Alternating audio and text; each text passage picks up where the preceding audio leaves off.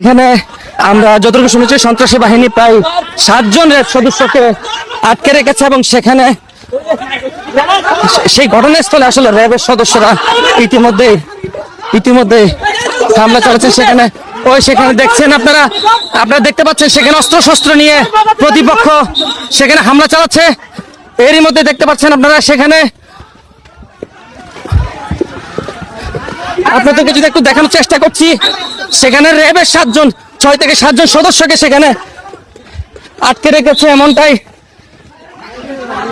আমরা জেনেছি। এখন ভিতরে সেখানে ইতিমধ্যে দেখতে পাচ্ছেন একজনকে, আপনাদেরকে একটু দেখানোর চেষ্টা করছি। আসলে 7 জন র্যাব সদস্যকে এখানে আটকে রাখা হয়েছে।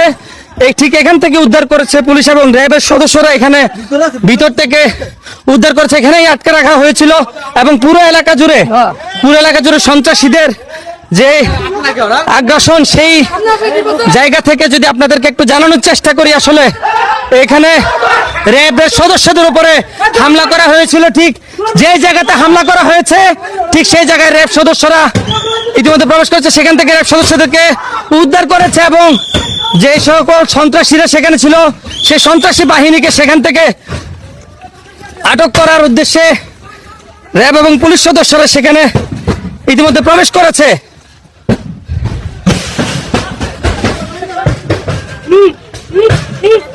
বলা হচ্ছে এখানে পুরো সন্ত্রাসী গোষ্ঠীরা এখানে তাদের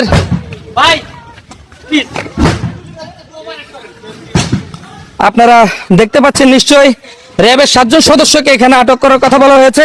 সেখান থেকে উদ্ধার কার্যক্রম চলছে ইতিমধ্যে এবং এরই মধ্যে আসলে উদ্ধার হয়েছে এমনটা আমরা জানতে পেরেছি।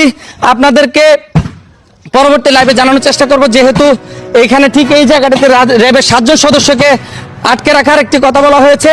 একদল সন্ত্রাসী গোষ্ঠী এখানে আটকে রেখেছে এবং রাতভর এই ক্যাম্পে আসলে গুলি করেছেন। এরপর থেকে আসলে অভিযান পরিচালনার পর সর্বশেষ এখানে যেসব র্যাবের সদস্যদেরকে আটক করা হয়েছিল, আটকে রাখা হয়েছিল, সন্ত্রাসী আটকে রেখেছিল, এর পরবর্তীতে পুলিশ এবং র্যাব